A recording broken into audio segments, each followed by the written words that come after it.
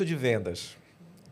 Como é que vocês fazem uma análise de um custo de venda quando ele é um custo de venda alto, um custo de venda que vocês julgam saudável, considerando que a Karine falou que a margem é aí saudável entre 30% e 40%.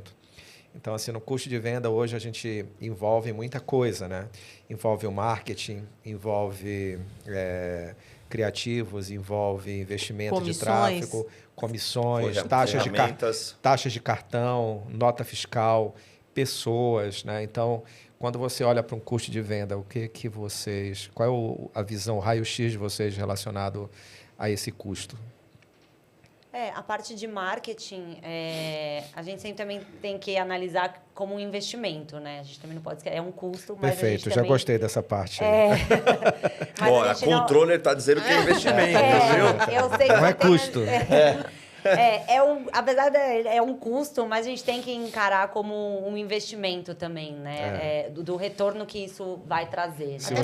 você não investe na sua... mostram, né? Os números mostram isso. Exato. Se você não investe na sua marca, quem investirá? Exato. Não, e assim, é uma coisa que hoje, né, de tantas tecnologias e ferramentas, você pode mensurar se está sendo viável ou não. Então, tudo é ROI, né? Então, você consegue mensurar que esse investimento, que houve realmente um retorno. Então, acho que o custo de marketing bem... E, assim, somando tudo, uma prática que a gente, né, mantém de índice é entre 2,2% e 2,5% sobre a receita, né? Se a gente estiver dentro disso, não vai ser um custo alto, né? E vai trazer benefícios, obviamente, porque é o que eu falei, né? Tanto o marketing quanto o pessoal de vendas, as plataformas e etc., só agregam, né? Tirando as comissões, assim, né, não tem muito que mensurar, mas na verdade, as comissões é aquele trabalho que a gente faz, né? Lógico, precisa das OTAs, é necessário. Elas têm uma abrangência importante. Só que a gente tem um trabalho paralelo aí de responsabilidade de fazer para que você realmente, de fato, consiga a cada vez menos utilizar, até para a sua venda ficar mais saudável, até financeiramente, porque as comissões realmente são altas, né? Por conta das OTAs e tudo mais.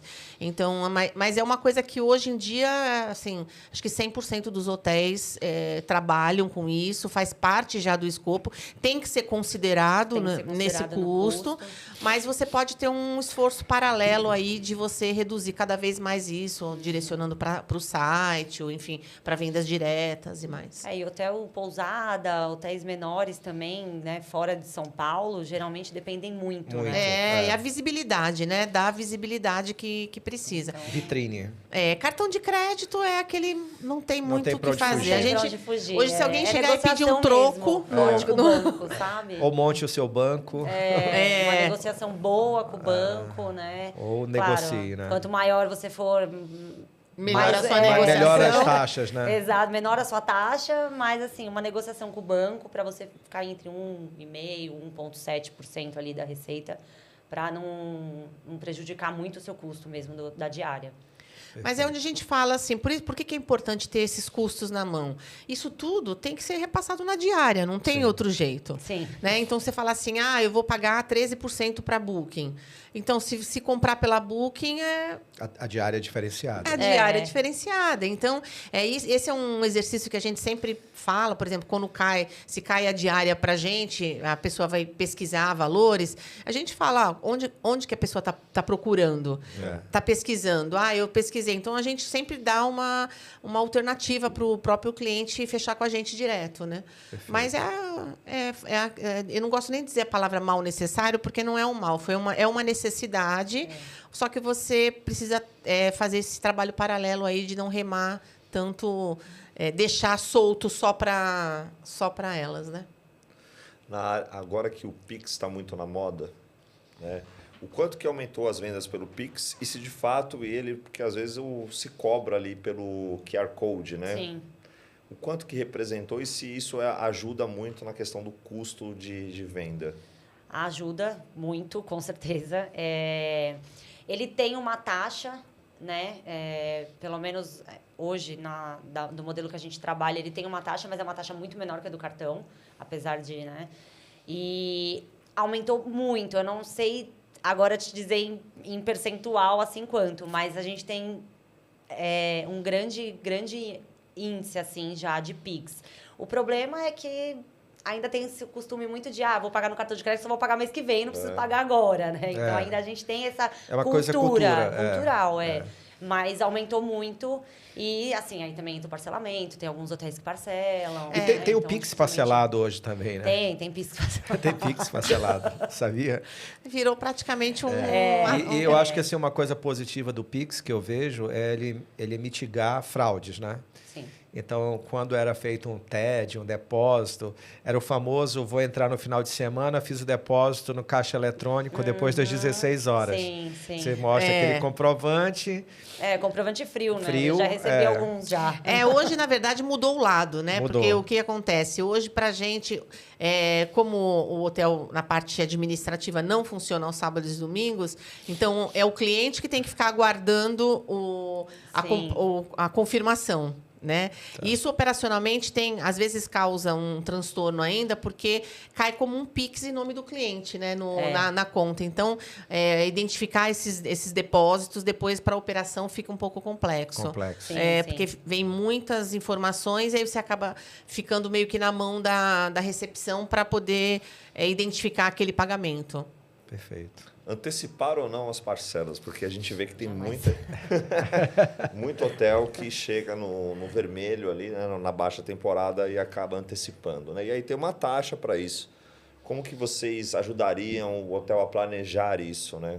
Vocês recomendam ou não antecipar? A antecipação ela não é recomendada por conta dos juros, né? Obviamente.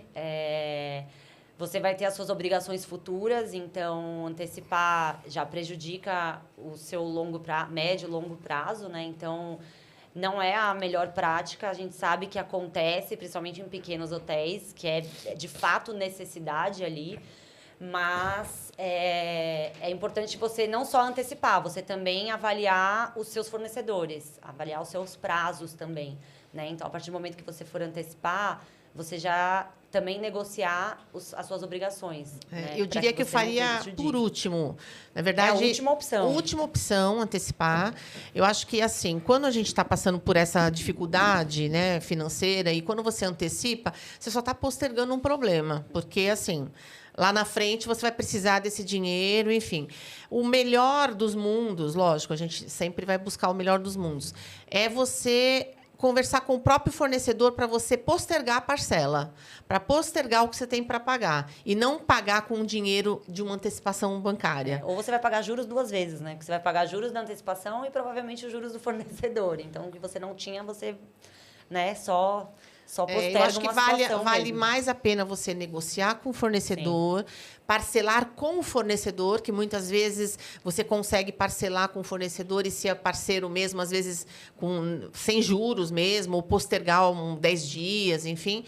Então, assim, esse parcelamento, evitar com todas as forças, eu diria, porque é só uma bola de neve mesmo.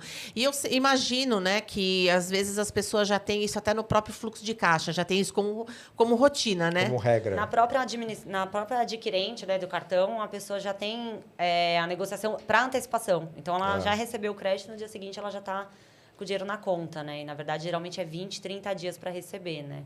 Então, você nunca ter um prazo de pagamento maior do que prazo de recebimento do seu faturamento, né? Você sempre tem que estar casados, exato. É por isso que a gente recomenda muito, né, para os clientes, para que eles tenham tarifas diferentes para formas de pagamentos diferentes. Né? Então, se ele tem uma tarifa ali, por exemplo, no Pix, R$200, a tarifa do cartão de crédito, 220, se ele vai parcelar no cartão de crédito em 10 vezes, já contemplar até a taxa da antecipação. Tem que repassar na tarifa. Tem que passar, E como que vocês, por exemplo, hoje quem faz o tarifário do hotel de vocês têm tudo isso já também estipulado sobre a questão de ter uma tarifa para o cartão, ter uma tarifa para o Pix, como que é? Hoje a gente não trata parcelamento. Certo. Eu acho que parcelamento é muito mais quando você trata pacotes, né? Uhum. E aí eu acho que os pacotes eles têm essa... assim, até por consumir isso de vez em quando, a gente sabe que o parcelamento ele vem quando você fecha um pacote. Tem as tarifas negociadas de grupos, né, de como que é feito o pagamento, mas aí é tratado individualmente. O tarifário mesmo, ele não leva isso em consideração. Ele leva em consideração o RM mesmo, a concorrência, enfim, as análises de mercado. Não necessariamente essa parte financeira. A gente tem recebido PIX, né? A gente Sim. lá no... Ele tem aumentado, mas são taxas que a gente não tem isso como... métrica de repasse, vamos dizer assim. Não é isso que impacta no nosso valor. Se o cliente for pagar no Pix, ele não vai pagar diferente do que se ele estivesse pagando no cartão. A gente não faz essa prática. O que a gente faz, às vezes, inclusive até hoje, antes de sair, eu estava conversando com o gerente de vendas, tarifa net, tarifa comissionada. Aí sim a gente... muda um pouco a tarifa, né? Então, por exemplo, né, no mês que vem vai ter Fórmula 1. Então, a gente estava com uma diária mais alta. Esse cliente veio com 25 apartamentos, por exemplo, numa tarifa net, que a gente não vai pagar comissão. Então, a gente já reduziu um pouquinho. E aí, sim, a gente entra nessa negociação. A gente trabalha o desconto, né? Não, mas não que eu tenha uma tarifa especial mediante a forma de pagamento. A forma de pagamento, não. Falando agora da questão do apartamento, que a gente vê muito isso...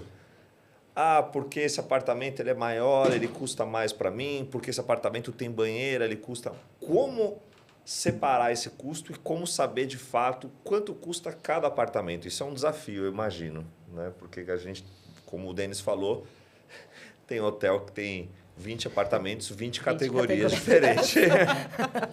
Imagina a grade tarifária, né? Tem duas formas de análise, que obviamente que é a análise geral, né? A linear, que a gente vai analisar todos os custos do todo ali, independente da categoria.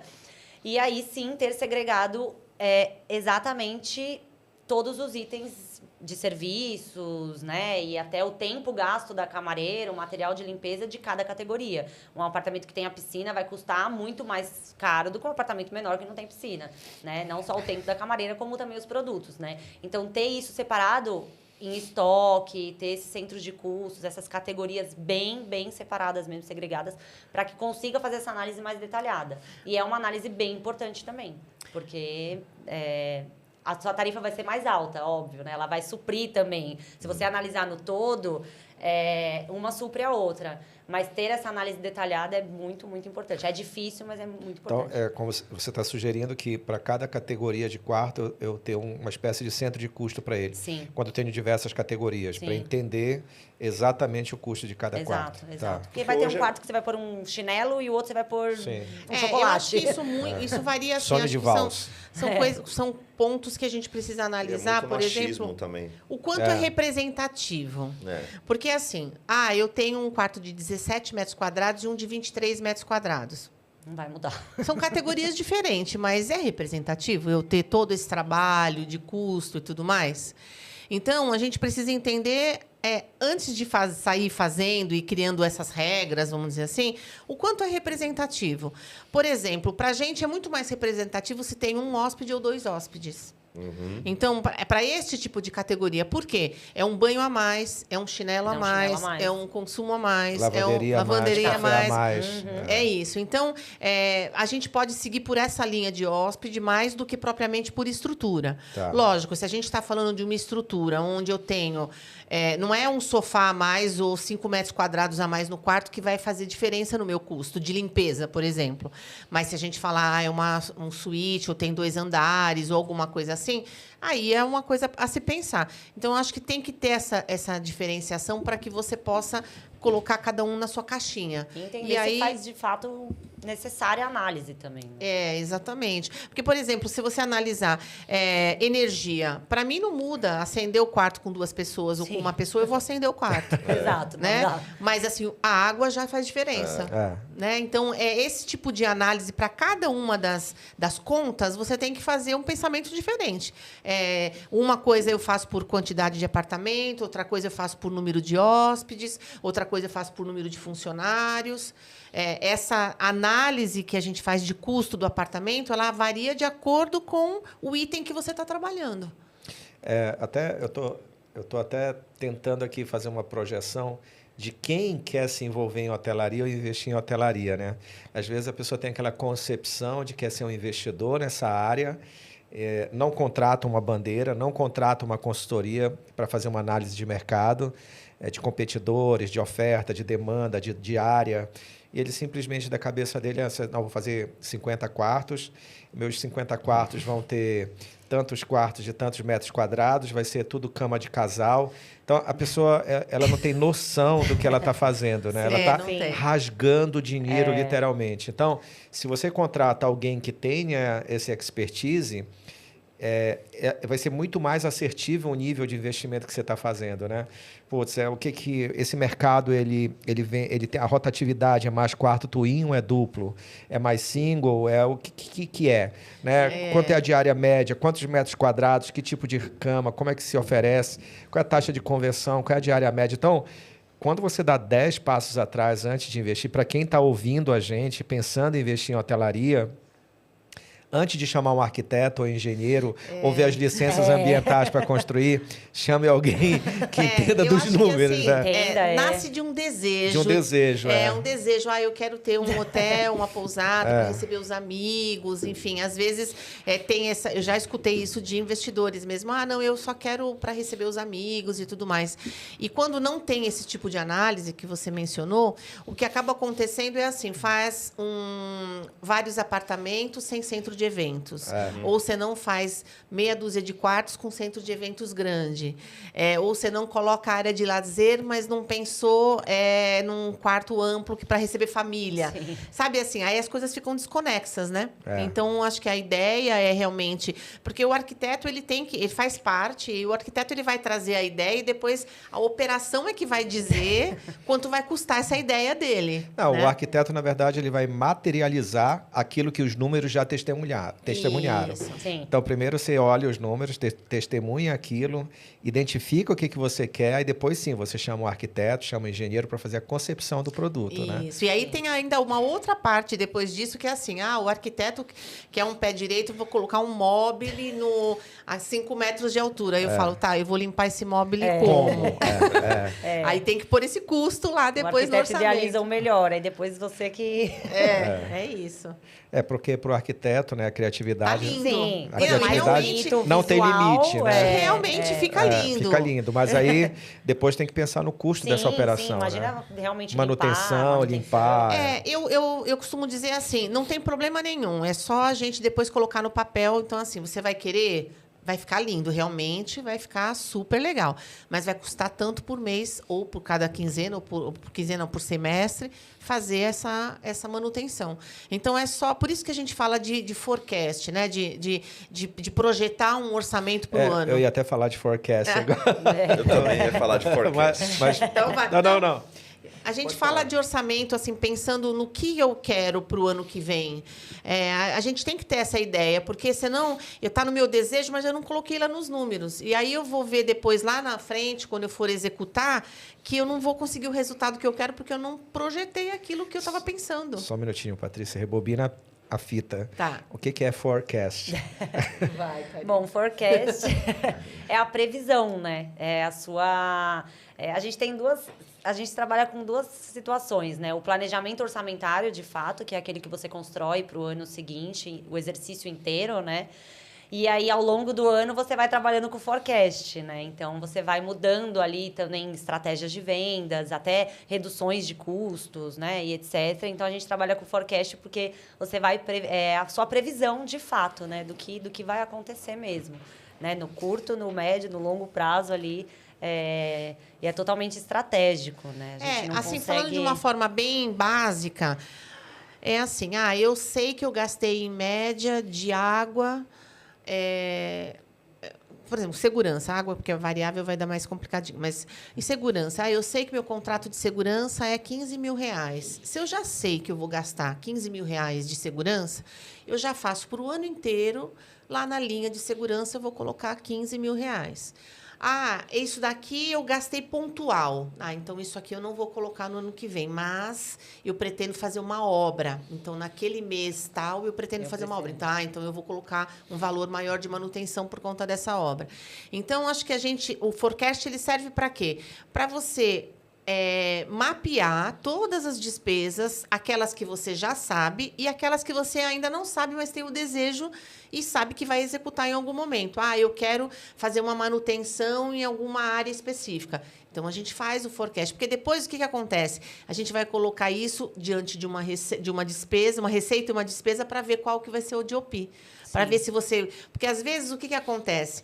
Por uma mudança de mês, você consegue um resultado positivo só se você não gastar nesse mês e gastar no próximo. Sim. Porque a sua ocupação está melhor, então eu prefiro gastar no mês que a minha ocupação está melhor, para não comprometer o meu resultado. Você faz até um planejamento para esse fluxo. Né? Exatamente, exatamente. Então, o forecast ele é importante para te dar uma visão de futuro.